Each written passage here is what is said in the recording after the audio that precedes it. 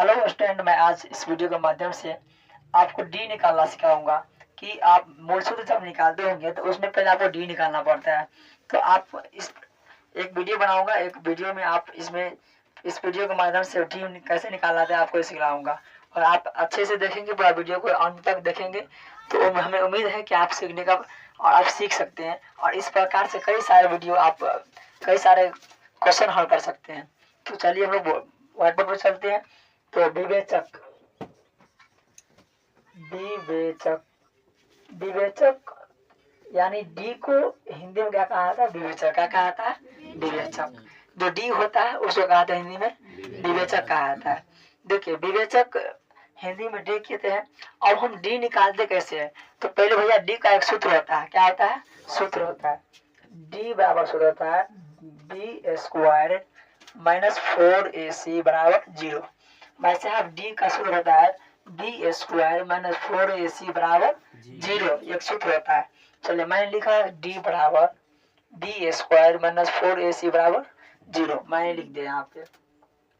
चलिए अब इसी प्रकार एक एग्जाम्पल लेंगे, उदाहरण लेंगे और मैं उसी उदाहरण को सॉल्व करेंगे कि आखिर डी कैसे निकाला जाता है। तो उसके लिए डी निकालने के लिए पहले हमें एक समीकरण निकाल लेना पड़ेगा। उस समीकरण के अनुसार मैं डी निकालूंगा। चलिए एक समीकरण लेते हैं। मान लेते हैं कि 2x square plus 4x plus 6 बराबर 0, ये मेरा सूत्र है।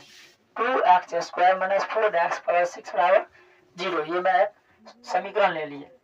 समीकरण लिए तो पता है आपको ये ए बराबर कितना आएगा? 2, बी बराबर कितना आएगा?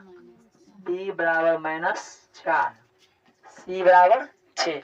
चलिए तो सी बराबर 6।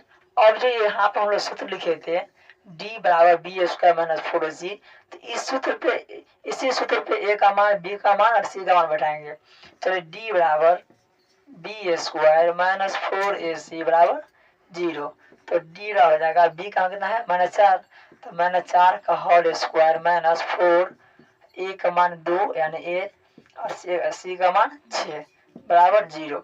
चलिए डी बराबर हो जाएगा 4 चौका 16। यहाँ पे माइनस 4 चौका 16 माइनस माइनस होगा प्लस हो जाएगा।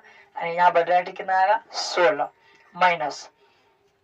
चलिए यहाँ पे 4 दूनी 8, 8 चौका 48 बराबर 0। यहाँ पे डी रह जाएगा और यहाँ 48 में से जो 16 घटेगा कितना बचेगा? 32।